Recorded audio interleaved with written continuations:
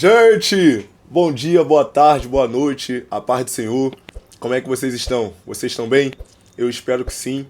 Desejo uma semana, um dia abençoado para você, para sua casa, para sua família, para todos os seus. Estamos aqui no nosso terceiro episódio. Estou recebendo um convidado muito especial, um amigo, um príncipe de Deus, mas já já eu o apresento.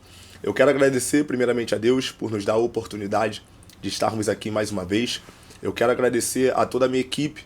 Eu sempre digo para vocês que não é chegar aqui, não é só falar diante de uma tela. Existe o bastidores, e o bastidores é onde o filho chora e a mãe não vê. É uma correria que, se vocês soubessem, mas vai dar tudo certo para a honra e glória de Deus. Eu quero agradecer ao Leandro. Ele não está aqui hoje fisicamente, mas eu sei que existe uma concordância. Eu quero agradecer ao Thiago, que tem segurado minhas mãos, que tem caminhado junto comigo dentro desse propósito. E eu tenho a certeza que nós vamos alcançar tudo aquilo que Deus nos falou. Eu quero agradecer também todos os cooperadores, colaboradores, patrocinadores que investem, que acreditam nesse trabalho. A obra ela tem 3 segmentos. É o pé de quem vai, é o joelho de quem ora e o bolso de quem patrocina. E eu quero agradecer a todos os cooperadores que investem nesse projeto, tá bom? Desde já. Eu quero agradecer o nosso depósito de bebidas do Júnior, tá bom? Júnior, meu amigo, eu te amo. Muito obrigado pela sua contribuição. Eu quero agradecer o Fred, o rei do açaí de Copacabana, o cara que tem dominado a área de Copacabana, a área de Zona Sul, um amigo da fé, um irmão. Meu amigo, que Deus possa te abençoar.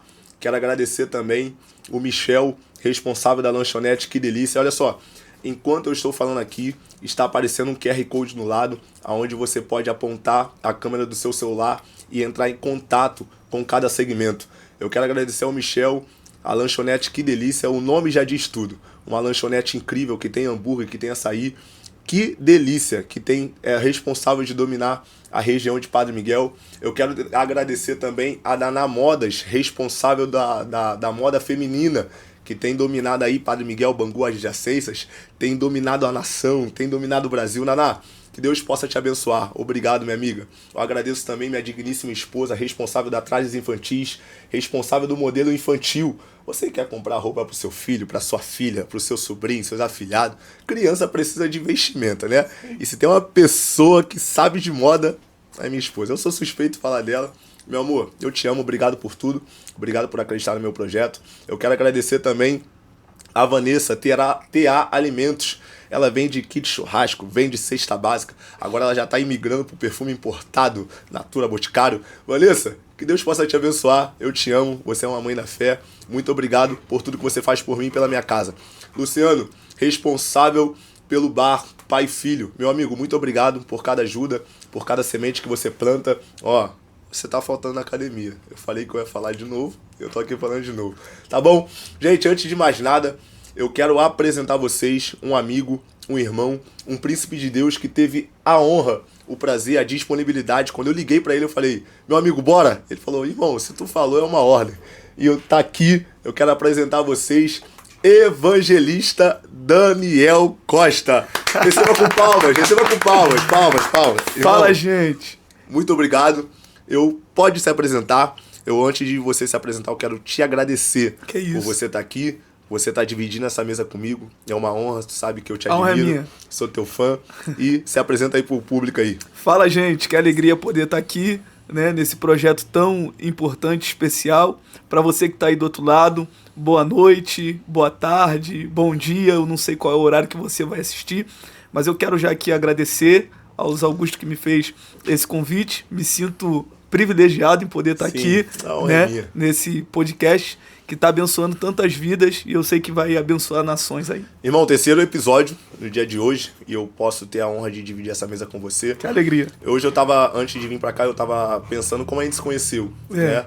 Deixo claro aqui que eu conheci você através de um amigo, através de um irmão, que é nosso em comum, o evangelista Victor Souza.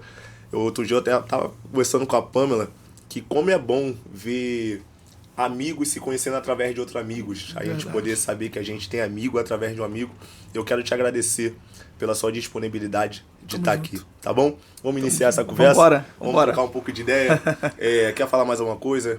Não, só agradecer mesmo a todos os envolvidos, a você, enfim, e vamos pra cima. Vamos pra cima? Vamos embora. Irmão, hoje eu tava fazendo uma devocional com a mente ligada no céu, sabendo que a gente ia trocar uma ideia hoje. E o Senhor estava falando comigo muito sobre Josué. Quando Josué ele foi quando o Senhor entregou a cidade de Jericó para a nação de Israel. O que me chamou a atenção ali, Daniel, para a gente começar essa conversa, é que o Senhor olha para a nação de Israel, olha para Josué e fala: veja que eu entreguei a cidade de Jericó nas tuas mãos. Só que esse entreguei, ele está conjugado no verbo presente. O Senhor não fala para eles: eu entregarei a cidade de Jericó na mão de vocês. O Senhor fala: eu entreguei a cidade de Jericó nas tuas mãos. Só que o mesmo versículo, ele diz que a cidade ela estava fechada, com as muralhas levantadas, ninguém entrava e ninguém saía. E a primeira pergunta que eu fiz para Deus é: como é que o Senhor entregou na mão de Israel, mas o acesso está fechado? Como é que o Senhor entregou a cidade se o acesso está bloqueado? E aí eu comecei a entender que existem promessas, cenários que Deus entrega nas nossas mãos no campo espiritual, mas é necessário nós termos uma atitude no campo físico para nós adentrarmos e tomar posse daquilo que Deus nos entregou. Fala um pouco para mim sobre isso, irmão. Então, esse texto ele é bastante interessante e eu gosto de atrelar ele.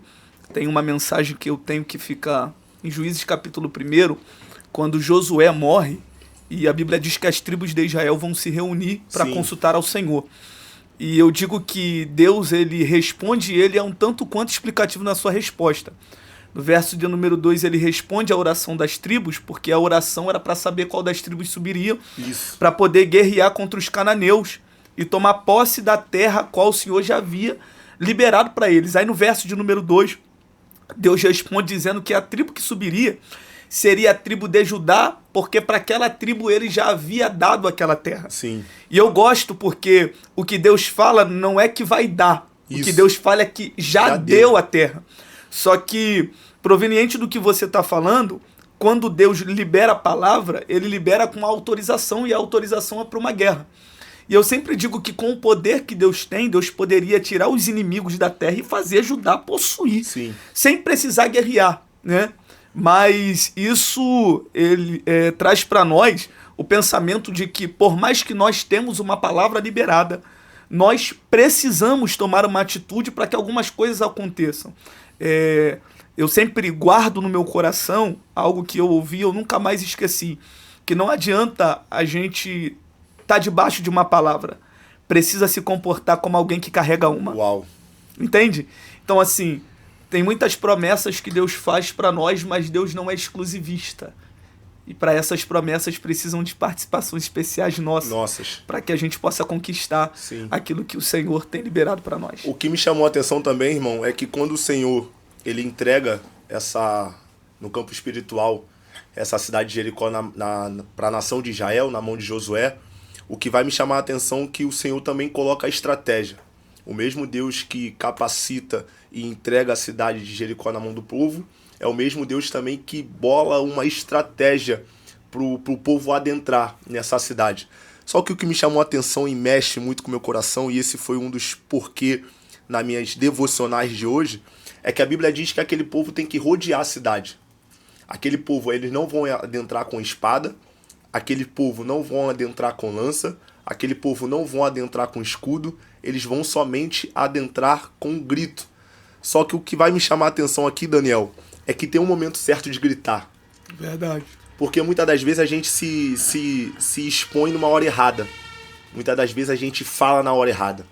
Muitas das vezes a gente age na hora errada. Só que Josué, no capítulo 6, verso 10, ele vai falar, no momento que eu ordenar, vocês gritem.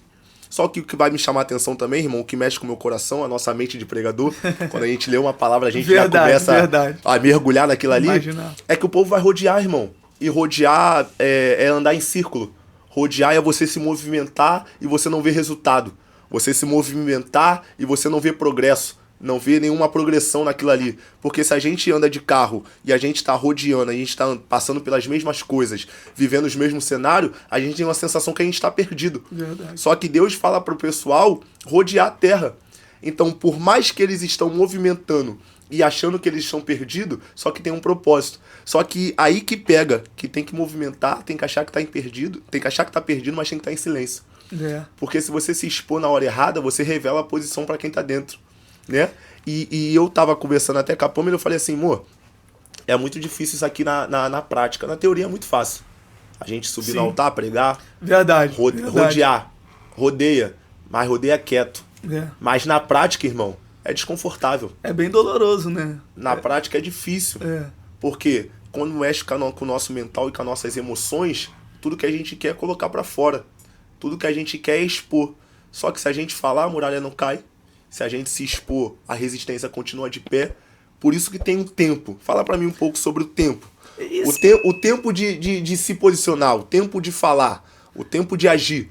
Isso é importante demais, cara. Eu aprendi que, como diz a Bíblia, para tudo tem um tempo, né? E existem momentos que a gente precisa falar, existem momentos que nós precisamos ficar calado, até para que a gente não venha atrapalhar o processo daquilo que ainda vai acontecer, né? Mas quando você estava falando de tempo, eu acho que é algo mais doloroso, porque eu sempre digo, Luiz Augusto, que mais importante do que a promessa é a forma com que você espera ela. Isso. Sabe? E esperar entra nessa questão do tempo. Eu um dia desses conversava com um amigo, né? E ele falava algo pra mim muito que mexeu muito comigo.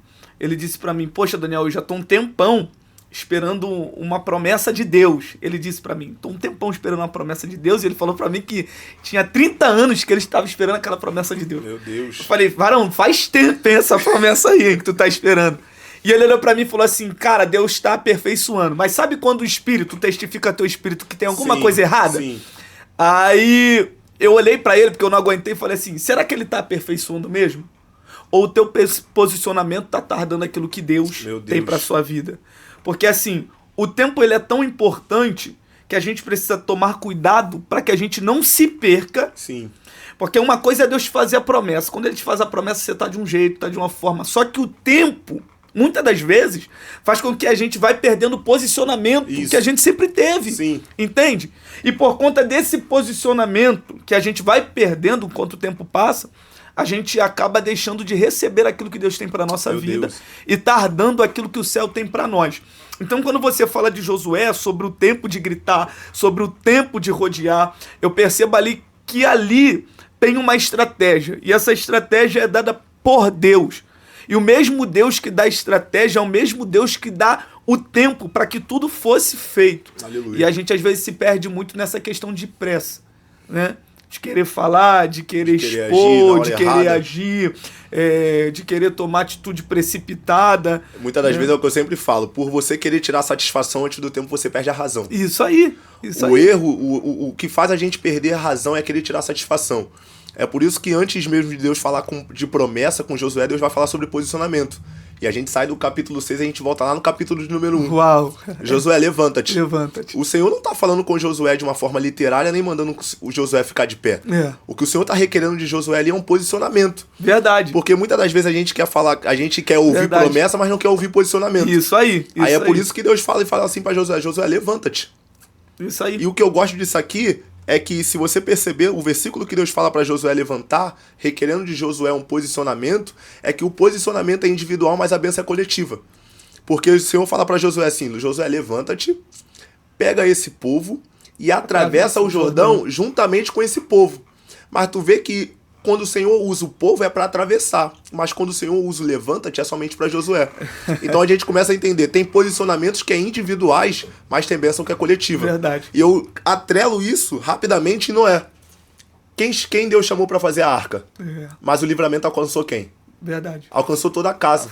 E tem posicionamento que Deus vai cobrar de Luiz Augusto, tem posicionamento que Deus vai cobrar de Daniel, mas tem bênção que é para toda a casa. Esse capítulo de número 1 de Josué, ele é interessantíssimo demais.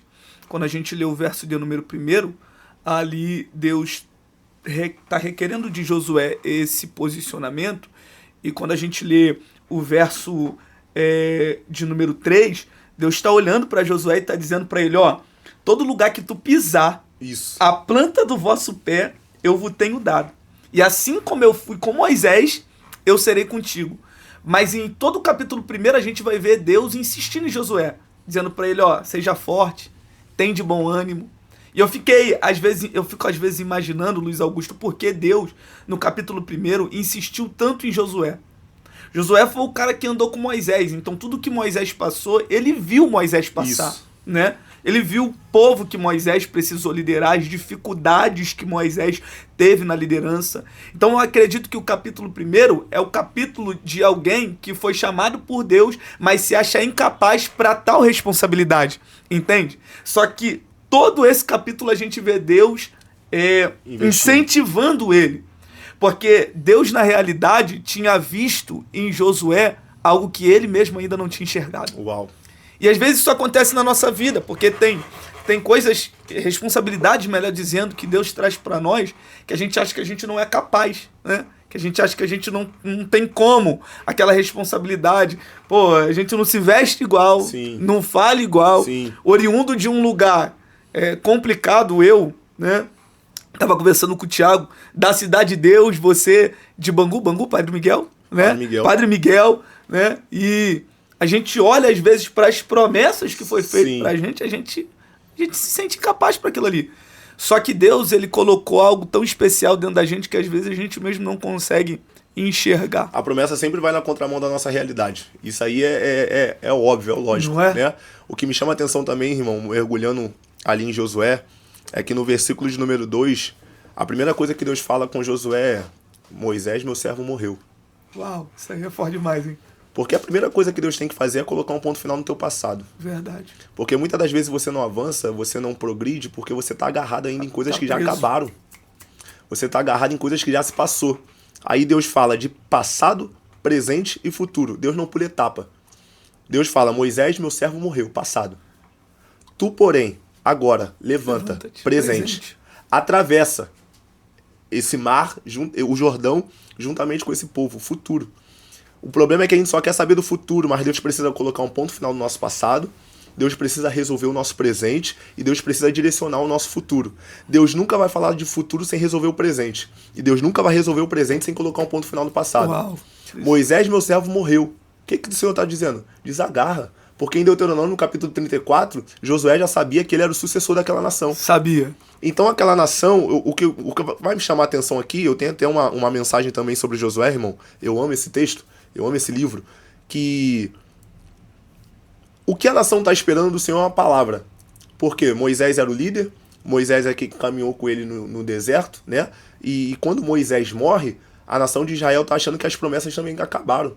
A nação de Israel está achando que o propósito se encerrou juntamente com a morte de Moisés. Uhum. Aí a nação começa a ficar chorando. A nação começa a entrar num momento de debilidade. E a gente não pode ser hipócrita aqui, porque a dor do luto vem.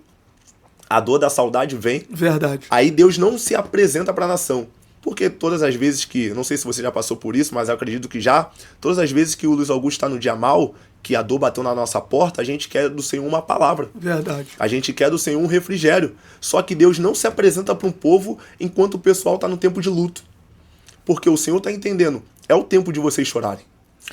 Tanto que ele determinou dias para isso. É um tempo. Aí a Bíblia mesmo diz que é durante 30 dias que o processo de luto fica em cena. E durante 30 dias que o povo quer a palavra, Deus quer do povo uma atitude. É. Durante 30 dias que o pessoal, que o povo, que a nação de Israel quer uma palavra de Deus, Deus quer uma atitude da nação de Israel.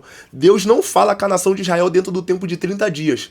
Só que quando Deus se revela para a nação de Israel? Quando os 30 dias acabam. Por quê? O Senhor está olhando para a nação de Israel e tá entendendo.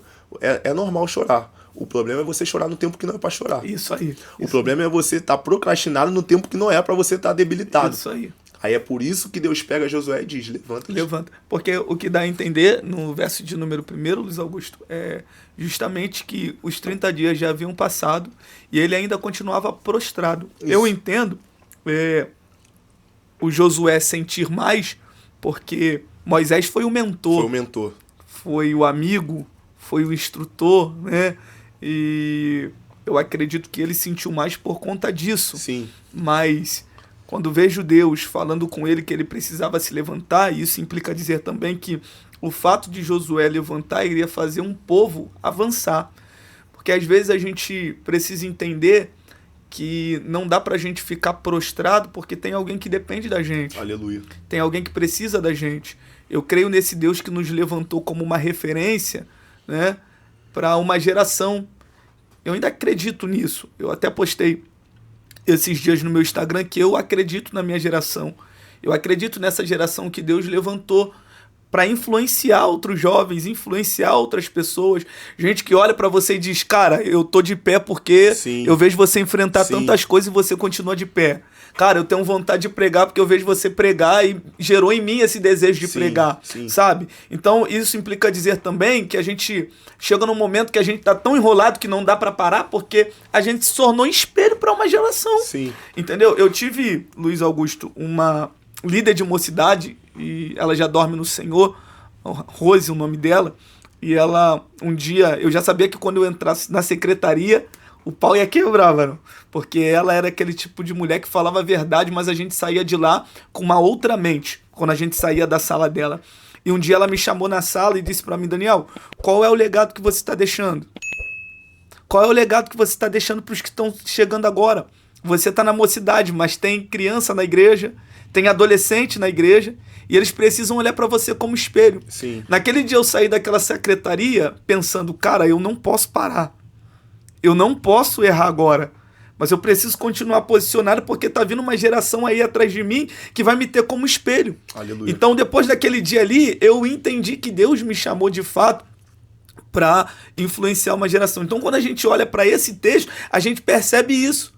Que Deus tem uma chamada com Josué, mas além de ter uma chamada com Josué, quer se utilizar de Josué para direcionar o povo. Tá entendendo? Para uma conquista maior. Sim. Irmão, quando você tá falando aí, meu pensamento foi rápido na minha própria vida. Uhum. Não passei por isso na minha vida de ministério, sim, mas eu passei por isso dentro da minha própria casa. Né? Eu tô com 28 anos, eu já falei isso aqui em outros episódios, mas muitas das pessoas não sabem. Quando eu tinha 17 anos, meu irmão faleceu, dia 19 de maio.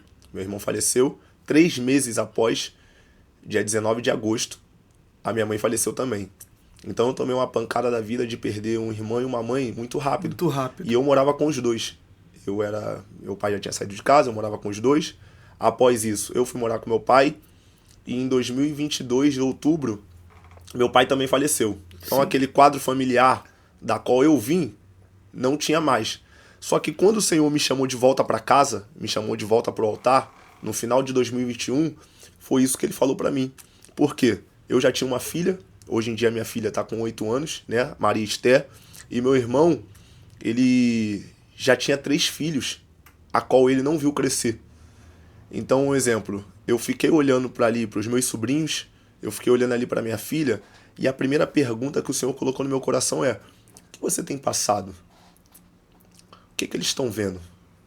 Yeah. Será mesmo que essa vida de farra, de colocar bebida na mesa, ficar saindo para lá e para cá, é o que você quer deixar? Porque eles já não tinham um pai. Tio, eu não estava presente, porque eu estava focado mais em mim do que neles. Uhum. Eles já não tinham um avô. Então, presença masculina na vida deles não tinham. Tá entendendo? Sim, sim. Então, uma das coisas que Deus, quando ele me pegou e me fez voltar pro caminho dele, foi sobre isso. O que você tá deixando? Qual é o tipo de legado? A referência. Qual é o tipo de referência? Eles olham pra você e vê o quê? Uau. Então, se você ainda não construiu, é tempo ainda de construir. Verdade. É tempo ainda de fazer. Então, é uma responsabilidade, tanto no ministério, ou seja, na nossa família, verdade, muito grande de ser referência. Muito, é um peso. Muito. Não é, irmão? É um peso, assim, muito grande, mas ao mesmo tempo, cara, eu me sinto muito privilegiado. Honrado. Muito privilegiado. Eu sou um tipo de pessoa, eu tava conversando até aqui com o Thiago, que eu me considero um improvável como muitas pessoas, né? Eu tive uma história, porque eu sempre falo disso, e isso vai bater muito no nome do podcast que vocês colocaram, que Deus direcionou vocês, o outro lado. Porque quem vê a gente no altar pregando, quem vê a gente na agenda ou em qualquer outro lugar, de repente não conhece a nossa história. E eu sempre digo, Luiz Augusto, que se conhecessem a nossa história, não nos criticariam, nos aplaudiriam. Porque passar o que a gente passou, pouca gente conseguiria. Pouca gente. Né? E eu sou uma pessoa que eu sou oriundo de Cidade de Deus, né? Fui criado numa família que não era uma família rica, mas era uma família que fazia de tudo para me dar um de melhor. Com 1 ano de idade, meu pai foi embora, né? Assim, me abandonou. Meu pai tinha uma vida muito corrida, o pai é caminhoneiro. E com 4 anos de idade, minha mãe foi acometida com câncer de mama. E a minha mãe veio a falecer com esse câncer de mama. E foi através disso que tanto a minha avó quanto a minha tia veio para a presença de Deus, né? E quando isso aconteceu, eu tinha 4 anos de idade e foi quando os propósitos de Deus iniciaram para a minha vida, né? Os propósitos de Deus começaram para a minha vida foi nesse período que a minha mãe faleceu. E eu não tinha uma referência paterna. Sim. Eu não tinha um pai, né? Então, os meus pais eram os pastores, né? Eram os obreiros da igreja. Tanto que eu digo que eu fui muito precoce na igreja. Tudo de igreja eu sei fazer justamente por conta disso, né? Porque a minha referência era de dentro da igreja, né? Eu tive um pastor que acreditou em mim quando ninguém acreditou, o pastor Roberto Gomes Jardim, que é para mim uma das minhas maiores referências e um grande homem de Deus, uma grande referência espiritual em Jacarepaguá. E ele me consagrou a obreiro de 20 para 21 anos, numa igreja que era uma igreja bem rígida, que não se era consagrado se não fosse casado, sabe? E ali eu comecei a ver a mão de Deus. Obviamente já pregava, a partir dos 13 anos eu comecei a pregar e tal. Então, assim, eu sou um tipo de pessoa que eu vivenciei muita coisa na vida, cara. Entendeu? Eu tive a oportunidade de seguir muitos caminhos. Mas era isso que gritava na minha alma. Qual é a referência que eu tô deixando? Sim. Eu vou ser mais um?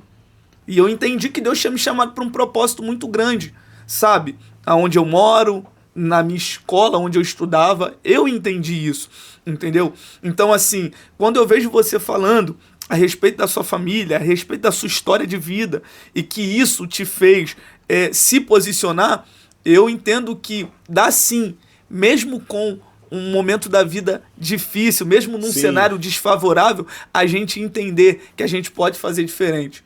Eu vi a Camila Barros pregando, já para te passar a palavra, e um dia ela pregava, ela falava assim: todo mundo que foi chamado por Deus precisou deixar alguma coisa. E eu ficava me perguntando, cara, o que eu deixei? O que eu deixei? Um deixou uma empresa que era uma multinacional, o outro deixou uma faculdade com doutorado para seguir o caminho e fazer a obra de Deus. E eu ficava me perguntando, o que eu deixei? O que eu sacrifiquei? Né? E um dia no quarto Deus falou comigo: você deixou tua mãe. Ela foi o teu sacrifício. Meu Deus. Ela foi o teu sacrifício. Porque eu por muito tempo não entendia o propósito de Deus ter levado a minha mãe. Tem gente que não sabe, mas o que eu vou falar aqui é inédito, o que eu vou falar aqui. Deus curou a minha mãe do câncer. Só que quando ela foi curada, a minha família foi toda pro baile funk. Meu Deus. E aí Deus viu que na cura ia perder a minha família. Então Deus disse: eu levo, mas eu não perco essa casa. Meu Deus. Então, se não tivesse acontecido o que aconteceu, eu não estaria aqui falando com você, eu não teria o privilégio de pregar na DCPAN. Então eu creio nesse Deus que no meio do caos consegue posicionar alguém para fazer a história de outras pessoas serem mudadas. Irmão, mais uma vez, você fala e parece que a gente tem um pouquinho... uma ligação, né? Uma ligação na história. Por quê? A minha mãe também foi acusada de câncer de mama também.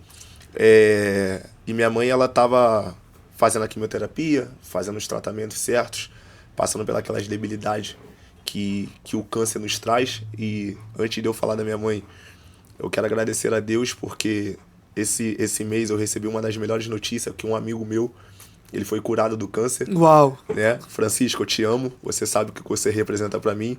E quando ele me mandou essa mensagem, eu até postei nos status, eu acho que eu story. vi.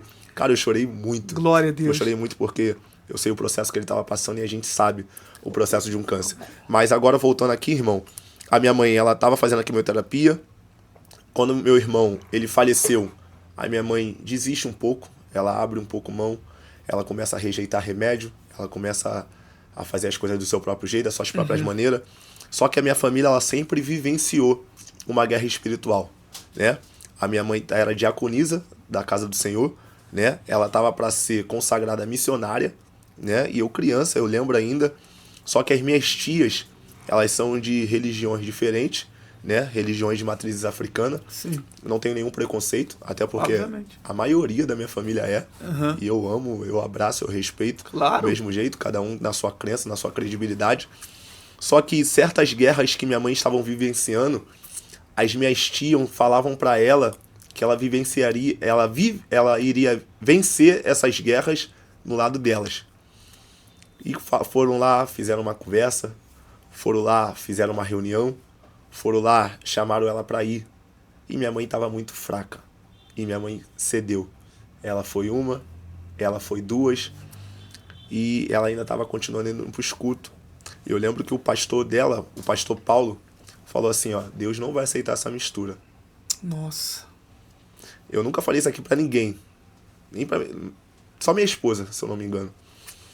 O pastor Paulo foi lá em casa e falou assim, ó, Deus não vai aceitar essa mistura. Ele não sabia o que estava acontecendo, mas ela sabia o que ele estava falando. E eu me peguei na sala, já estava ali na minha adolescência, como é que ele sabe? Né? Só que hoje em dia a gente sabe que o nosso Deus revela. Verdade. E ele falou na cara da minha mãe, Deus não vai aceitar essa mistura. Antes de te perder, ele vai te recolher. Nossa. Irmão, passou um mês. Passou um mês. Então, um exemplo, no campo físico, no certidão de óbito, tá lá, morte, câncer.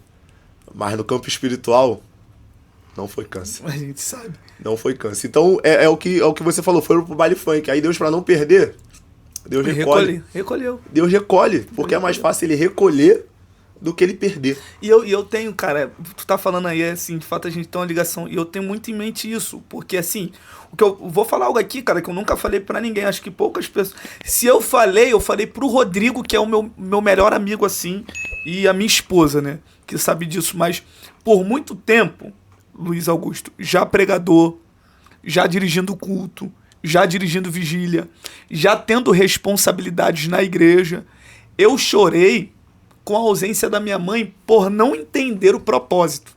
Por não entender. Aquela adolescência, né? E eu lembro que eu tinha um quarto separado e eu chorava. E eu pedi minha avó para colocar uma porta para mim ter minha individualidade ali, para mim poder estudar, né? E eu chorava muito, porque eu não entendia o porquê Deus tinha levado. Hoje eu entendo. E hoje a minha mente é outra. E eu penso, cara, se ela estivesse aqui, será que eu estaria na igreja hoje? Estaria servindo ao Senhor, adorando a Jesus? Aí sempre tem esses pensamentos, né? Sabe? Eu tenho esse pensamento. Então assim, o que Deus faz é perfeito. Sim. Ainda que a gente não entenda de início, não compreenda, né? Mas o que Deus faz é perfeito, porque Ele sabe aquilo que Ele faz. A vontade dele ela é boa, perfeito e agradável. Verdade. Irmão, voltando um pouco, retraindo Sim. o início da nossa conversa, uma coisa que me despertou um gatilho foi quando você falou do seu amigo.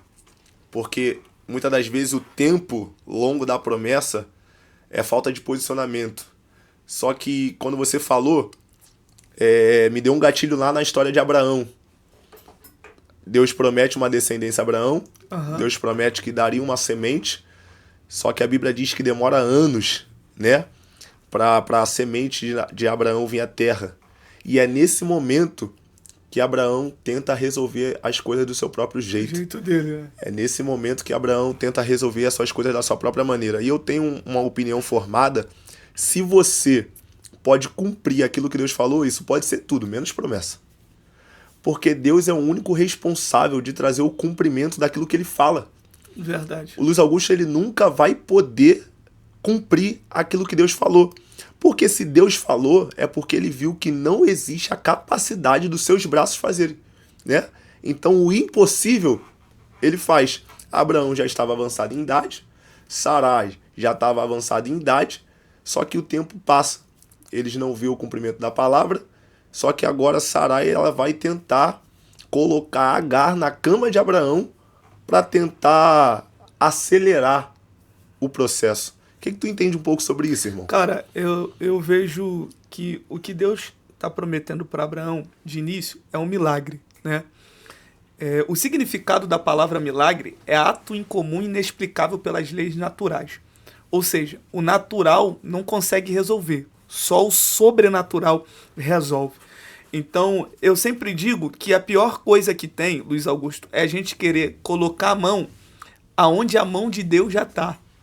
E ali era algo para Deus. Tanto que deu ruim depois lá na frente.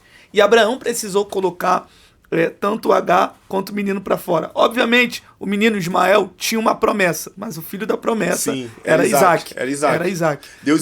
Deus coloca uma intervenção. Isso aí. Por causa da atitude errônea que eles tiveram. Isso aí. Né? Sarai vai falar, deita com a minha serva.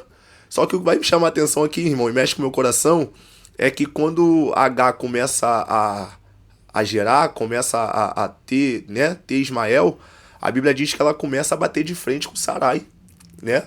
Tipo assim, eu tô gerando e você não. Uhum. Aí uma se posiciona, eu tô gerando e você não, e a outra se posiciona no outro lado assim, tu tá gerando, mas a dona da casa sou eu. Aí começa aquela, interferência dentro da própria casa. Aquela guerra, Só que eu não gosto dessa atitude, a atitude de Sarai, quando ela vai para Abraão e vai falar assim, olha o que tua serva, porque antes deita com a minha serva. Isso aí. Antes a serva era minha. Sim. Só que agora tem um problema, eu jogo no teu colo. Isso. Olha o que a tua serva tá fazendo comigo por tua causa. Meu Deus. Irmão, por tua causa? Por um acaso foi Abraão que pediu pra ela colocar H lá? Quem colocou H na cama de Abraão foi ela. Foi ela. Então a responsabilidade é ela. Aí ela não aguenta o que tá acontendo e tá transferindo a responsabilidade. Isso aqui é muito doido, cara. É forte demais isso. Se eu entrar nisso aqui vai ser... E eu vou te falar... Se eu entrar nisso aqui vai ser horrível. E dentro do que a gente tava falando, aponta pra questão do tempo, cara. Sim. O posicionamento do tempo. Sim. Você pode ver que Deus fez uma promessa, Deus falou que no tempo determinado aconteceria, mas o tempo passou, irmão. E o clamor, eu queria falar isso aqui, porque é importante demais que eu vou falar em mundo espiritual. Esse é o meu clamor, cara. Para que o tempo não seque a gente. Isso. Não tire de nós o posicionamento que Deus constituiu para a nossa vida. Sabe? Eu lembro daquele texto de Daniel. Tu ainda és o mesmo? Tu ainda és o mesmo? Ou tu mudaste? Sabe? Então, assim, que o tempo, que a tecnologia, que as atualizações não tire de nós a preciosidade, a essência e o posicionamento que Deus está requerendo de nós. Entende? Primeiro livro dos Reis, capítulo 18. Acho que é o verso 21, se não me falha a memória. Quando Elias está no Carmelo. Sim. Que Elias olha para o povo e diz assim, ó. Até quando cochearões em dois pensamentos? Se Baal é Deus, que o siga. Mas se o Senhor é Deus, que o sirva. Ali é uma palavra de posicionamento. Sim. Entende? E eu quero falar para quem está aí do outro lado assistindo a gente no podcast que se ainda não chegou esse tempo para você, vai chegar. Vai chegar. Em que Deus vai requerer de você um posicionamento. De repente tem coisas que tá travado na sua vida por conta do posicionamento. Eu sempre digo isso quando eu tenho a oportunidade de pregar, né? Que o nosso posicionamento fala muito. Tem bênçãos de Deus que ficam arquivadas no céu para nós por causa do nosso posicionamento. É tipo Deus falando assim, tu não muda, eu também não te dou. Tu não se posiciona, eu também não abro. Então, tem coisas que a culpa não é de Deus, a culpa é nossa, que a gente não quer se posicionar. Um dos maiores cumprimentos, irmão, de uma promessa não é somente a palavra, é a obediência. Você falou isso aqui. Show. Um dos maiores cumprimentos da promessa não é somente a palavra. Tem gente que acha que eu tenho uma palavra na cabeça, vai acontecer, né? Vai cair do céu. Tem pessoas que vai espiritualizar tudo. Verdade. Só que um dos maiores cumprimentos da promessa é a obediência. Isso aí. A nação de Israel sai do Egito com uma promessa. Levarei vós para uma terra que mana leite e mel, a saber, Canaã. Só que o povo, se você ler a Bíblia, você vai ver, o povo que sai do Egito, irmão, não é o povo que entra em Canaã. Não entra. Morre no deserto. Morre no deserto por causa da falta de obediência. Verdade. São pessoas, querendo ou não, irmão, de sofistas. O que é sofismo? É quando eu apresento ter um caráter verdadeiro, mas a minha essência é podre. Nossa. A minha essência é mentirosa. É quando lá fora eu não vivo o culto que eu entrego no lado de dentro. Do lado de dentro, durante 2 horas, eu sou crente. É uma hipocrisia, né? É o sofismo. É o sofismo. Parece que eu sou verdadeiro, mas minha essência é mentirosa. É isso aí. Parece que brilha, mas é podre. Isso é o sofismo. Então isso foi a nação de Israel. Aí Deus faz uma nova geração. mas ele não perde a palavra. É isso aí. Eu vou cumprir, mas não vou cumprir em vocês, Em não. vocês não. É. Então, se o Luiz Augusto, se eu tenho uma palavra e o Luiz Augusto não tiver obediente, não tiver compatível com a palavra, com a promessa, Deus cumpre na Maria Esté, Deus cumpre no Luiz Miguel, mas não cumpre na minha vida. É verdade. Eu cumpro na tua descendência, mas não cumpro em você. Não vou cumprir em Não você. foi capaz de sustentar o peso. Aí a gente, querendo ou não, como você falou aí do livro de Juízes, um dos piores desertos, uma das piores aflições que a nação de Israel vivenciou foi na terra da promessa. Foi em Canaã. A Bíblia diz, acho que esse versículo você encontra 27 vezes no livro de Juízes, se eu não me engano. E voltou Israel. Porque ali, na realidade, o livro de Juízes, se você ler, é um período que o povo não tem rei. E depois eu vou ver aqui, eu vou lembrar, é um período que o povo não tem rei, e diz a Bíblia que cada um fazia o que achava melhor do seu coração. Isso aí. Né? Então o povo não tem uma liderança, mas a rotina que o povo adota no livro de Juízes após a morte de Josué é uma rotina muito ruim. Se você for parar para pensar, o povo fazia aquilo que era mal aos olhos do Senhor. Sim. Deus, por sua vez, levantava uma nação inimiga para escravizar o povo. Quando essa escravidão chegava num nível extremo, aí o povo orava a Deus. Isso. E aí Deus levantava um juiz para subjugar o povo, né? Só que eu estava até esses dias pregando sobre Jefité, que é o capítulo 11, mas se você ler o capítulo de número 10, você vai ver que é um capítulo que o povo tá sofrendo uma crise espiritual, justamente por conta disso, porque tinha errado, pecado contra Deus, e Deus levantou uma nação para poder subjugar o povo. E dentro disso tudo, o Senhor me fez entender algo, irmão, que aquele capítulo ali era a lei da semeadura.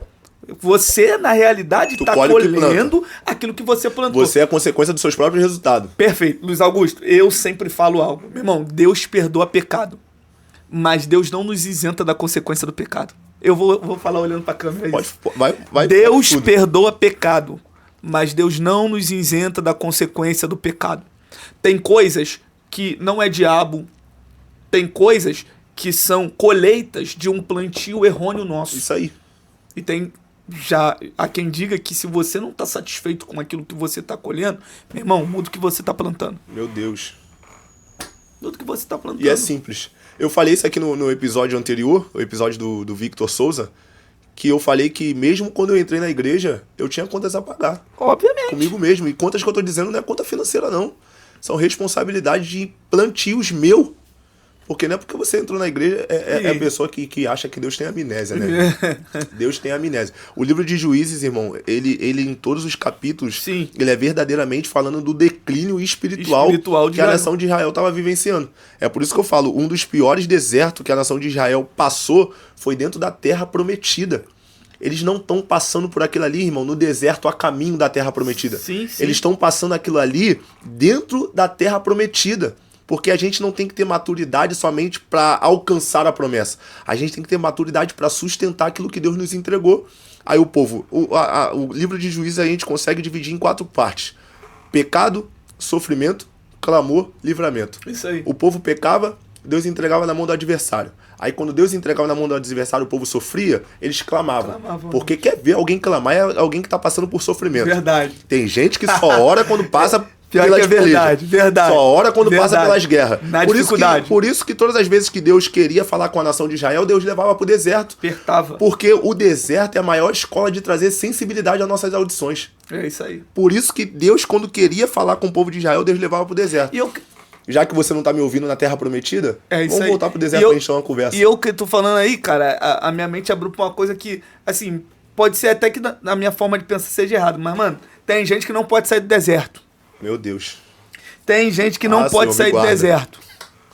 Porque se sair do deserto, mano, muda aquilo que é, perde a essência que tem e se afasta de Deus. Sim. E aí, pra algumas pessoas, Deus prefere te ver no deserto mais crente do que na bonança desviado. Tá quebrado, mas tá na minha mão. Tá entendendo? Sair da minha mão, tipo isso, irmão. Tipo isso. Aqui, eu achei o texto daquele que eu tava falando pra você.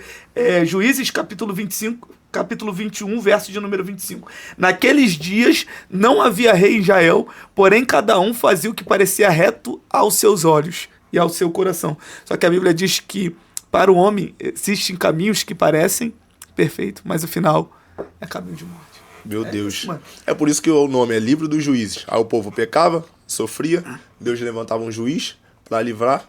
Aí quando o povo era livrado, eles voltavam a fazer tudo novamente. Isso aí. Gente, rapidinho, vou dar uma pausa aqui, tá? Que acabou de chegar pra nós aqui uma parceria que foi feita, uma parceria de milhões. Dê aleluia aí, crente. É coisa boa, hein? Aplaude sem inveja, aplaude sem inveja. É coisa boa que chegou, hein? Gente, fechamos uma parceria com a Pizzaria Pai Filho, a qual acabou de nos entregar 2 pizzas aqui. Eu vou abrir aqui pra vocês terem uma noção disso aqui. Meu Deus, ó. Meu pai, Deus do céu. Uma pizza calabresa e uma pizza de mussarela. Nossa. Eu quero agradecer, tá bom? Eu quero agradecer a Pizzaria Pai Filho, tá bom? Por essa parceria, por essa oportunidade de presentear com essa pizza. Eu não vou fazer E o cheiro tá ótimo aqui. Meu Deus do céu. Eu vou atacar isso aqui. Eu também vou cair pra dentro, mano. Irmão, deixa eu chegar pro lado aqui pra gente dar continuidade. Vambora. Daqui a pouco a gente tira um pedaço aqui. Quando você tava falando sobre juízes, só pra gente voltar ao gancho, o que vai me chamar a atenção, irmão, é sobre o povo sofrer na sua própria casa. É o povo sofrer na sua própria terra. O lugar da promessa, né? O povo que foi afligido. Foi afligido, irmão, todo o tempo. A Bíblia diz lá em Êxodo, capítulo de número 3, capítulo de número 1, que quanto mais afligir o povo crescia. É um povo que entende de sofrimento. É um povo que entende de deserto. É um povo que entende de guerra. É um povo que entende de peleja. E mesmo assim, quando atinge aquilo que o Senhor tinha, continuava errando. Continuava errando. Fala um pouco sobre isso, irmão. Então, esse texto, o livro de Juízes, na realidade, ele é um livro muito interessante. Eu particularmente gosto muito de pregar sobre o livro de Juízes, mas o capítulo 10 precisamente é o que eu mais gosto, né, de pregar. Se você for ler o capítulo de número 10, você vai perceber que quando o povo erra contra Deus e Deus levanta os filisteus e os filhos de Amon para poder escravizar o povo de Israel, você vai ver que, como você está falando, quando a escravidão chega num nível extremo, o povo vai se voltar para Deus, e o verso de número 10, Luiz Augusto, a Bíblia diz que o povo vai orar. Só que dessa vez, na oração, Deus não faz nada. Meu Deus. E aí a gente fica se perguntando, Senhor, o povo ora e o Senhor não faz nada? Porque quando a gente ora, a primeira coisa que a gente quer é uma resposta imediata de Deus. Só que o povo ora e Deus não faz nada. Aí o verso de número 16 mostra o porquê Deus não faz nada. Porque depois que Deus não responde, tá escrito assim, ó, e tiraram os deuses alheios do meio de si. Aí isso aqui mexeu comigo. Meu Deus. Porque o que o texto está dizendo é que primeiro eles oram, Deus não responde, e aí sim eles vão tirar os deuses estranhos. Então quer dizer que o povo estava orando com os deuses ainda dentro de casa. Eita. Era tipo um Deus que estava dizendo assim, eu não vou responder porque vocês são um povo que me adoram com os lábios, mas me negam com as atitudes. Entende? Era um povo que orava a Deus, queria obter resposta de Deus, livramento de Deus, queria sair da escravidão, mas a idolatria ainda estava dentro da casa do povo. E Deus estava cansado daquele negócio de só palavras e atitude zero. E se você for trazer para o nosso tempo, é o que acontece muito. Sim. Existem pessoas que adoram na igreja, glorificam na igreja. Mas acende a vela dentro de casa. Tá entendendo? Era o povo de Israel naquele tempo, mano. Vai ser horrível. Era o povo de Israel naquele tempo. O povo de Israel era um povo que Deus gostava muito porque a adoração deles era muito forte. Mas a primeira vela que eles viam na encruzilhada, eles se dobravam. Passa na encruzilhada, pede licença. Tá entendendo? Que crente é esse? Tem medo de gato preto. Irmão. Tu conhece desses que tem medo de gato preto? É. Isso acontece só na Cidade de Deus. Padre Miguel não acontece, não. Vamos colocar assim. Então, Padre assim, Miguel não acontece, não. É um povo que se submetia a viver aquela vida errônea. É por isso que Jesus mesmo vai falar em João capítulo 4 que ele precisa de verdadeiros adoradores. Isso aí. Que o adora espírito em verdade. Espírito e em verdade. Aquela mulher vai perguntar, mas Senhor, no templo eu não posso entrar. No monte vocês falam que são corrompidos. Aí o Senhor fala, então é aqui e agora. É isso aí. Porque não tem tempo. É isso não é? aí. Não tem atrelado. É isso Irmão, vou te fazer uma pergunta. Fala comigo. Pra gente caminhar isso aqui. Existem promessas que são 100% de Deus. Uhum. Como nós falamos aqui. Ele é o único responsável de fazer o cumprimento daquilo que ele fala. Mas você acredita também que existem promessas que são 50% céu e 50% Daniel? Cara, tem coisas que não é a promessa de Deus. Mas a gente vai orando até virar promessa, né? Entende? Tipo assim, eu vou utilizar um texto bíblico. Um Samuel. Se você ler sobre o texto de 1 Samuel, capítulo de número 1, Samuel não era uma promessa para Ana. Não era uma promessa. Mas ela orou até se tornar uma promessa. Enquanto tá atrelado a algo espiritual, porque assim, às vezes pode não ser promessa, mas quando você traz, Senhor, é um desejo meu, mas eu quero trazer isso pro lado espiritual, você faz virar uma promessa de Deus. Eu acredito que pode ser assim, né? Acreditando que o céu mais reage do que age. Obviamente. Podemos colocar assim? Obviamente. O céu mais reage do que age. Obviamente. E a gente também pode trazer menção, 2 Reis, capítulo de número 4, que vai falar daquela viúva. Ela perdeu o marido, agora ela tá vendo os seus filhos, que naquela cultura nós sabemos que era a única esperança de sustentabilidade para dentro de uma casa. Da providência, né? Era a única esperança. Só que agora ela vai até o profeta. Sim, sim. E o profeta vai dizer, mulher, o que tenho eu contigo? Primeiro tu me declara aquilo que tu tem em casa. Aí ela vai dizer, eu não tenho nada, a não ser uma pequena botija de azeite. Isso aí. Aí ele vai dar aquelas ordens que nós sabemos. Vai, bate em porta, pede toda a sua vizinhança, vasos emprestados, não poucos vasos emprestados. Entra tu para dentro do teu quarto, fecha a porta entre tu e teu filho. Isso aqui é ouro, porque se a porta estiver aberta, o milagre não acontece. Se a porta estiver aberta, o azeite não é multiplicado, porque porta vai falar sobre acesso. Então tem milagre que não acontece porque o acesso está contínuo. Vai entrar em algo que a gente já estava falando, hein? Porque a gente estava conversando aqui agora sobre falar antes do tempo. Olha aí. E quando o texto diz que o profeta manda ela entrar, fecha a porta sobre ti e sobre seus filhos, porque porta fala de acesso, quem está do lado de fora consegue ver o que está do lado de dentro. Meu Deus. Então era tipo assim, fecha a porta, porque o milagre ainda não aconteceu, o milagre está está em curso ainda. Então enquanto está em curso, não é tempo de ninguém ver. Meu Deus.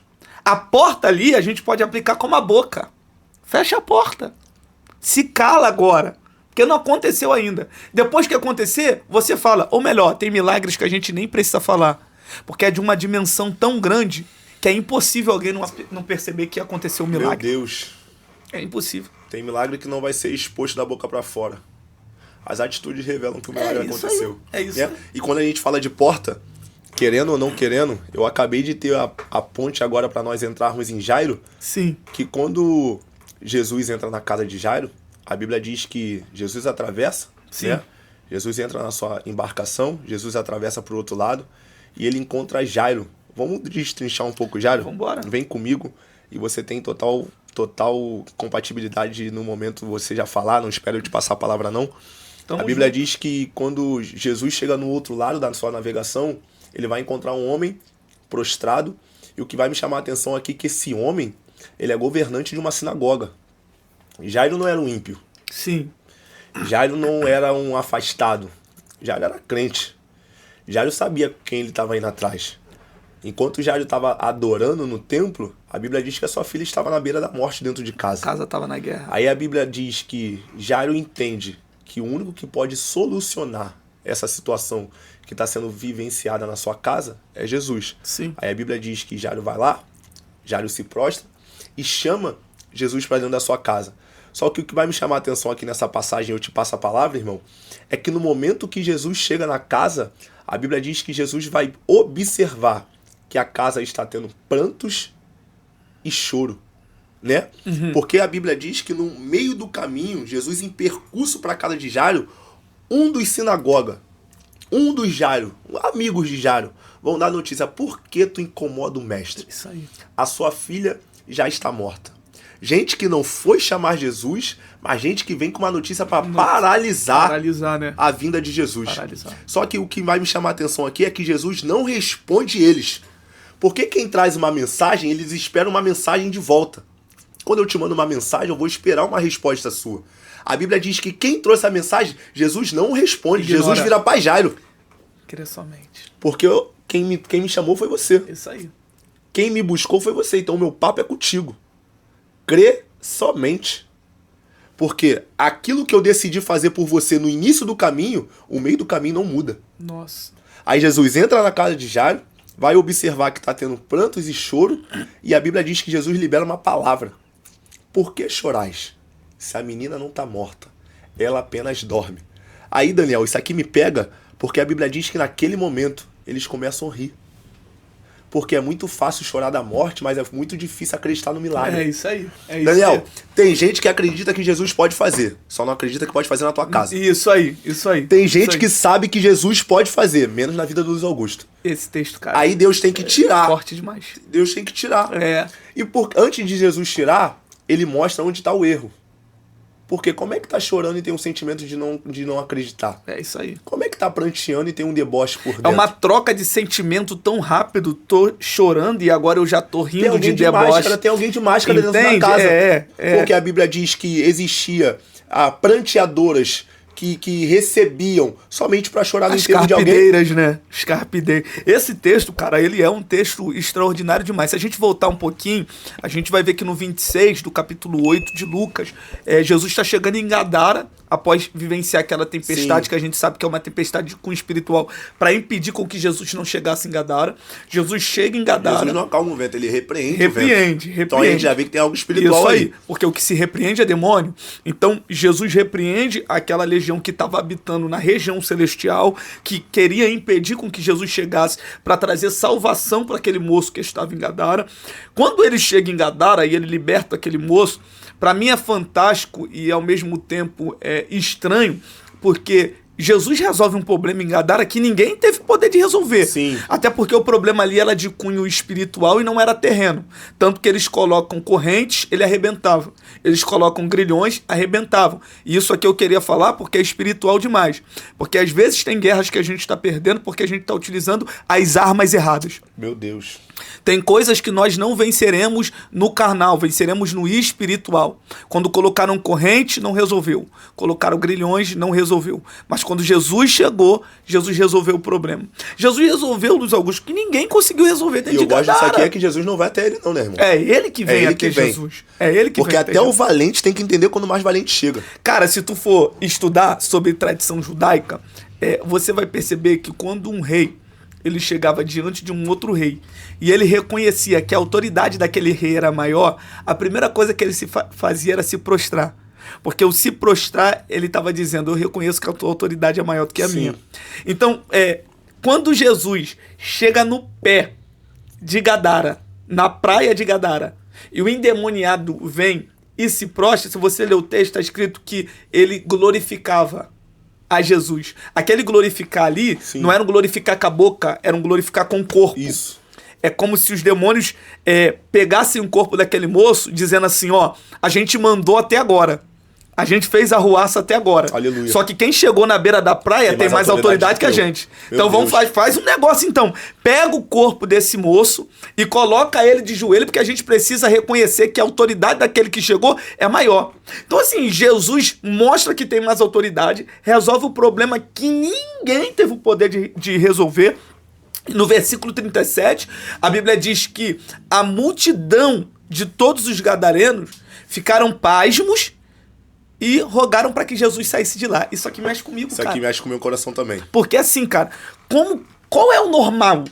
O normal é um Jesus que resolveu o que ninguém resolveria, mudou o que ninguém mudaria, resolveu o que ninguém teve poder de resolver. O normal é alguém olhar para Jesus, Luiz Augusto dizer assim, fica aí. Fica aí.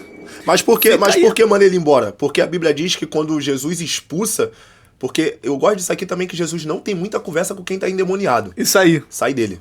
É isso aí, acabou. Porque hoje em dia a gente vê muita gente querendo botar até o microfone na boca do demônio. O demônio fala o que tá fazendo, fala com quem tá, quanto tempo tá. Sim. Jesus não tem conversa com o demônio. Com o demônio não tem conversa, sai dele. Aí a Bíblia diz que o espírito que tá sobre aquele homem pergunta. A legião. Pergunta se pode ir até a manada dos porcos. Sim. Aí Jesus permite. Só que as manadas dos porcos, irmão, eu tenho certeza que você sabe, é o que trazia sustento para a região geográfica de Gadara. Claro. Então é muito. Dentro dessa lógica, todo mundo pediria para Jesus ficar. Mas vai pedir para Jesus ficar quando Jesus tocar no teu bolso? É isso aí. Vai pedir para Jesus ficar quando ele tocar no seu benefício? É isso aí. Porque os porcos eram o que dava sustentabilidade para aquela região geográfica. Só que a Bíblia diz que quando aquela legião ela vai para a manada de porcos, eles se jogam. Eles se declinam ao penhasco. Aí todo mundo. Há quem diga que era errado a cultivação de porcos porque eram animais impuros, Sim, né? sim, é errado. E ali, na realidade, se a gente for parar para pensar de uma forma espiritual, se há errado, ali tem uma legalidade. E eu acho que ali era a porta de legalidade para a legião atuar da forma que atuava. Então, se é errado, tem alguém trazendo sustento através de um erro. Tá entendendo? Tá descendo Meu aqui, Deus. pô. Você lembra de Atos capítulo de número 3? O paralítico? Meu Deus. Que o cara era paralítico e alguém se utilizava Sim. da paralisia dele para poder lucrar. Sim. É a mesma coisa que tá acontecendo aqui Sim. em Lucas 8, capítulo de número 26, em diante. Tá entendendo? Alguém tá se utilizando de algo errado. Então Isso. quando Jesus chega para quebrar, irmão. E na raiz. Pra quebrar, Da Jesus raiz. arranca, Vai doer. tira. Aí, olha o interessante, que a gente vai entrar em Jairo agora. Quando eles pedem pra Jesus se retirar, irmão, tu não vê Jesus olhando e dizendo assim, não, deixa eu ficar. Não, Jesus sacode a poeira, entra pra dentro do barco e volta. Aí quando a gente lê o verso de número 40, tá escrito assim, ó, e quando Jesus voltou, a multidão recebeu. Sim. Mano, isso é lindo demais. Jesus não fica onde ele não se sente recebido. Por que isso é lindo? Porque do outro lado tem uma multidão que tá ansiando pela presença dele. Isso. E eu queria falar isso porque é espiritual demais, irmão. Se Gadara te rejeita, Cafarnaum te abraça. Meu Deus.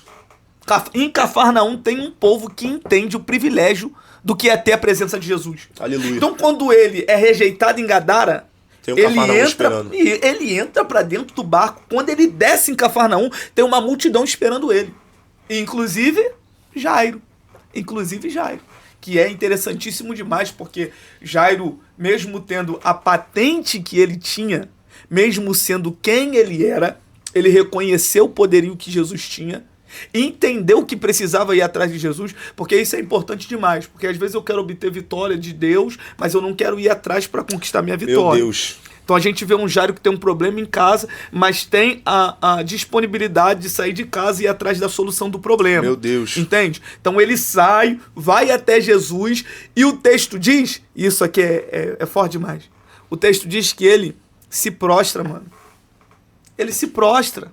E isso que mexe comigo, porque aqui tem uma multidão muito grande, né, que está cercando Jesus, e você sabe melhor do que eu, Luiz Augusto, que naquela época, para chegar diante de Jesus, era uma dificuldade muito grande.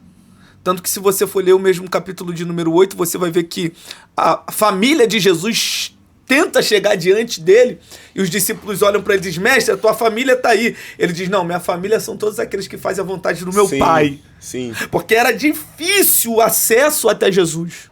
Quando Jairo chega, olha isso, que isso aqui é pérola. Quando Jairo chega, irmão, todo mundo abre caminho para Jairo. Porque Jairo é chefe.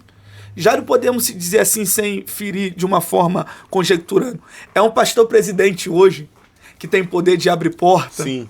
Que quando chega, todo mundo rende homenagem. Sim. Mas a mesma forma que Jesus estava, Jesus fica. Irmão, o que vai me chamar a atenção, pegando uma parte do que você falou, é que Jairo conhecia, mas não reconhecia. Eu afirmo isso aqui. Jairo conhecia Jesus, mas não reconhecia.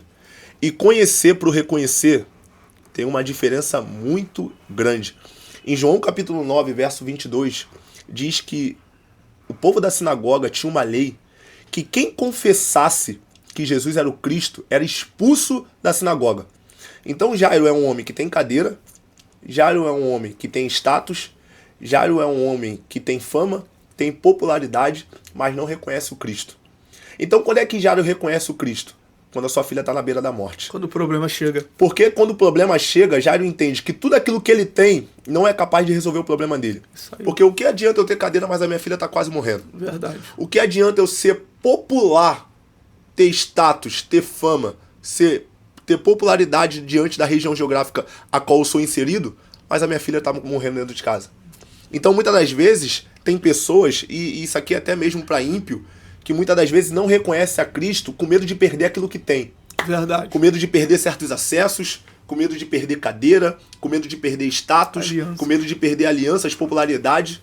Só que surge um problema dentro de casa. Aí é quando alguém, querendo ou não, vai para uma rua sem saída e entende tudo aquilo que eu tenho não é capaz de resolver o meu problema. Mas é o que eu te falo, cara, nem tudo na vida são as conexões, são o dinheiro, né? Porque o dinheiro ele tem poder de mudar por fora, mas não tem poder de mudar por dentro. Aleluia.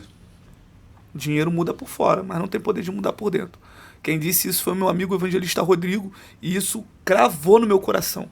O dinheiro você resolve muita coisa externa, Isso. mas internamente, senão os ricos não morriam. Porque a gente vê que tem gente que tem muito dinheiro, acesso aos melhores hospitais, mas morre. E a gente entende que tem coisa que é só Deus que pode resolver, né? E aí você está falando sobre isso, e é algo interessante demais. Porque quando o problema bate na nossa porta, a gente de fato aprende a valorizar o que é precioso. Isso. O que de fato é precioso. Entende? Que é a presença de Jesus na nossa vida. Eu vou falar aqui e já te passo a palavra. O meu pastor presidente, que é o pastor Marcelo Roque Cassiano, pastora Vívia, se estiver me acompanhando aí, ó, beijo pra vocês e pra todo mundo da Tempo Novo. Meu pastor era um tipo de pessoa que ele tinha uma condição financeira muito grande. Uma empresa renomada, com muitos funcionários, e Jesus disse assim pra ele: eu vou tirar tudo, eu vou arrancar tudo, e vou colocar você para pastorear. E ele começou a perceber que o lado financeiro declinou, meu irmão, mas o lado espiritual, tá entendendo?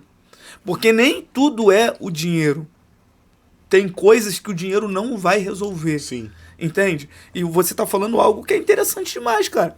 Às vezes a pessoa não tem a coragem de abrir mão das coisas materiais. Sim. Pelas coisas espirituais. É sobre isso. Entendeu? E aí é nesse momento que Jesus até mesmo decide, permite acontecer essas situações adversas para que a pessoa possa de fato confessar que só Jesus pode resolver Só o problema. Jesus pode Nesse fazer. mesmo texto, a gente vê que a mulher do fluxo de sangue, ela tinha gastado todo Todo o seu dinheiro. e não resolveu, De irmão. mal a pior. Não resolveu, irmão. Entendeu? Só resolveu quando ela tocou diferente. Tá entendendo? E eu Luiz Augusto, eu amo lembrar, né, a fase que a gente não tinha dinheiro, que a gente tinha dificuldade. Eu tinha muita dificuldade, assim, que eu digo, até para pregar, né? A fase que o pessoal chamava a gente para pregar e às vezes na vontade de pregar, porque no início, meu irmão, quem chama a gente vai. Pode Bora. ser Belfor Roxo, pode ser Nova Iguaçu. A gente estava indo, né? Aquela dificuldade, eu lembro que eu pedia dinheiro pra minha avó dizia pra mim: pô, o pessoal te chama pra pregar, não te dá dinheiro de passagem. Mas a fome, mano, Sim. a fome de cumprir o chamado, de pregar, de levar uma palavra, de servir a noiva, né? Era uma época que eu não tinha quase nada, não tinha casa, não era casado ainda. Irmão, mas a gente andava de mão dada com Deus. Sim. Mão dada com a presença dele, irmão. Entende? E que a gente possa voltar a essa essência.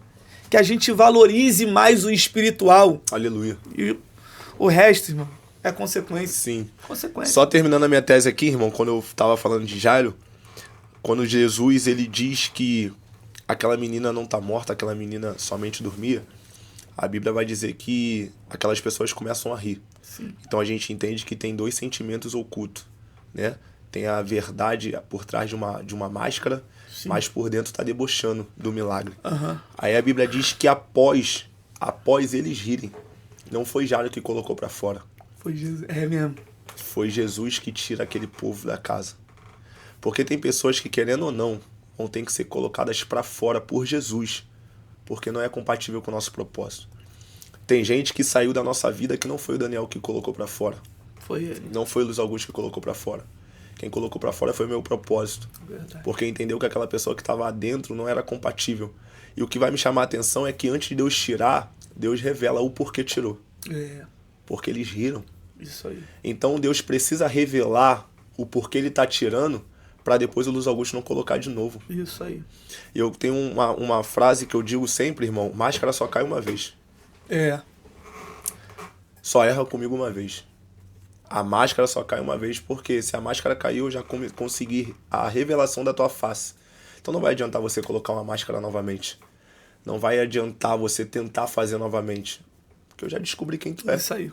Aí Jesus só pega alguns discípulos, pega quem é de casa, e querendo ou não, a gente volta lá na viúva, fecha a tua porta, entra tu e teu filho, né? Pega quem é de casa, porque quando ele pega quem é de casa, pessoas que estão compatíveis, pessoas que acreditam, aí o milagre acontece. É interessante demais, eu tenho pregado muito sobre isso, sabe? Sobre pessoas que não estão alinhadas ao propósito de Deus para a nossa vida. E eu tenho muito falado sobre esse tempo que Deus está trazendo para nós alianças de verdade, pessoas leais e que estão alinhadas ao propósito de Deus para nós. Isso é até importante falar, porque o segredo não é andar amontoado de gente. O segredo é andar com pessoas espirituais que estão alinhadas ao propósito de Deus para nós, né? Porque que adianta a gente andar com um montão de gente e ninguém ter visão de Deus, ninguém ter visão espiritual, né? Então, assim, você está falando algo que é interessante demais. E às vezes vai ter dias, mano, que a gente não vai ter força para poder tirar. E Jesus chega e tira, arranca. Porque é muito mais importante do que as nossas vontades é o propósito dele na nossa vida. Aleluia. É o chamado dele na nossa vida. Então, assim, tem dias que a gente para pensar, caramba, andou comigo 2022, 23, 24, 25 sumiu. E há quem diga, e eu acredito, meu irmão, tem coisa que não é perca. É livramento, porque senão vai atrapalhar o propósito. Gênesis capítulo de número 22, se não me falha a memória, quando Deus pede Isaac a Abraão. Você vê que Abraão levanta de madrugada, prepara o jumento, né? Prepara, cata a lenha, está escrito no texto. É interessante demais porque a gente está vendo um Abraão, isso aqui é pérola, um Abraão levantando de madrugada para poder entregar. Sacrificando para poder entregar. Porque às vezes a gente só vê um esforço para poder receber. Meu Deus. Mas Abraão tem em mente o quê? Se fosse para receber, eu não ia acordar de madrugada, eu não ia catar lenha, eu não ia me esforçar. Na nossa linguagem de hoje, eu não ia entrar na campanha, Sim. eu não ia subir um monte. Então, para entregar, eu também vou acordar de madrugada, eu também vou entrar na campanha, eu também vou jejuar. Porque às vezes a gente é muito bom no quesito receber e péssimo no quesito entregar. Meu Deus. E a gente esquece que quando a gente entrega para Deus, o que vai vir, meu irmão, é algo poderoso demais. Porque aquilo que a gente recebe é consequência daquilo que a gente entrega. Meu Deus, muito entende? forte isso aqui, irmão. Então muito Deus forte. pega, pede Isaac 3 dias. Primeiro dia, Abraão não vê nada. Segundo dia, levanta os olhos e não vê nada. No terceiro dia, ele vê um monte. Deus fala, é ali. No pé do monte, quem está com ele? O moço. Deus diz, tu não sobe. Abraão diz, tu não sobe. Aí a gente para pensar, poxa, o moço andou 3 dias com Abraão, mas na hora de subir... Não sobe. Porque não está preparado para o que vai acontecer lá em cima. Teu limite tá entendendo? Então, assim, é que a gente tem essa sensibilidade de selecionar. De limitar. Tá entendendo? De colocar esse limite para quem pode ir, quem não pode ir, quem pode estar, quem não pode estar. O problema é que a gente quer dar acesso a todo mundo. Conheceu ontem, já tá dentro da tua casa. Tá entendendo? Irmão, tem gente que vai ser amigo pra sentar contigo, tomar um açaí e amém. Acabou. Mas tem outras pessoas que vai ser amigo pra adentrar na tua casa. Resenha depois conhecer a tua história. Fechou. Amém. Tem gente que vai ser ótimo pra comer uma pizza, mas pra falar de propósito vai ser horrível. Muito ruim. A gente vai ser ótimo pra comer um hambúrguer e tomar um açaí, mas pra falar sobre planos e objetivos vai ser horrível. Então a gente tem que saber dar limite. Chegamos, infelizmente. Poderia ir mais. Poderia, né? Dá pra colocar aquela música... Ô, edição, coloca aquela música assim, ó. Produtor. Põe aí, produtor. Chegamos no nosso fim desse excelente podcast, excelente bate-papo. Eu quero agradecer por você nos permitir adentrar na sua casa, seja através de um aparelho de telefone, um smartphone, seja através de uma televisão da sua de 60, 70, 80 polegadas que você está me assistindo. Eu vou estar até mais bonito na tua TV, tô não? Acredito que sim. Mas eu quero agradecer por você nos permitir conversar, trocar uma ideia. Tenho certeza que essa conversa aqui dá para nós cavarmos pérolas e ouro e dá para você ter um entendimento e uma maturidade sobre promessa e sobre posicionamento. O maior dos nossos problemas é que a gente quer a porta de Deus. E Deus não vai dar uma porta se antes você não limitar alguém. Porque Deus está vendo que teu acesso está muito liberal. Deus está vendo que você está permitindo muita coisa. Tá gente que está tendo muita intimidade. E Deus só não abriu essa porta porque Ele sabe que se Ele abrir essa porta agora, você faz passar por essa porta quem não deveria nem estar no caminho. Então que você possa entender que existe um outro lado da promessa, um outro lado que nós falamos sobre posicionamento, sobre obediência. O maior cumprimento da palavra promessa não é somente a palavra, mas também é a obediência. Daniel, Vou te deixar você com seus minutos finais, se você quiser falar alguma coisa a mais. Mas antes de qualquer coisa, eu quero te agradecer. E eu que agradeço. Aperta minha mão aqui. Tamo tá junto. bom? Sou teu servo. Tamo junto. Muito sempre. obrigado por você assentar nessa mesa comigo e nos permitir Amém, trocar essa mano. ideia de ouro, tá bom? Amém. Tamo junto. Pode falar um pouco aí, irmão. Gente, eu quero aqui agradecer ao Luiz Augusto, que me fez este honroso convite de poder estar com vocês aqui, né? E dizer também que essa conversa que aconteceu aqui foi algo muito espiritual, que alcance a tua vida, que te dê um norte, um direcionamento, tá? Que você guarde no teu coração, tá bom? Quero pedir também, segue lá no meu Instagram. Sim, tá? Coloca o Instagram dele aí. Isso, @EV Daniel Costa. Meu Deus. Segue lá que eu preciso subir 2 milhões de seguidores como já tá. Eu queria muito, eu vou chegar em nome de Jesus. Tá? Segue lá, tá? Quiser seguir no TikTok também, segue lá que eu tô lançando uns vídeos lá. Tá no TikTok, irmão? Cheguei agora lá. Tá não. Tô lá. Tô lançando uns vídeos lá também, tá bom? E muito bom estar com vocês. Obrigado, tá? Em breve nós estaremos juntos novamente, tá? Gente! Solta o gente aí. Já conhece? Gente! Muito obrigado. Tamo junto. Que Deus te abençoe e uma excelente semana.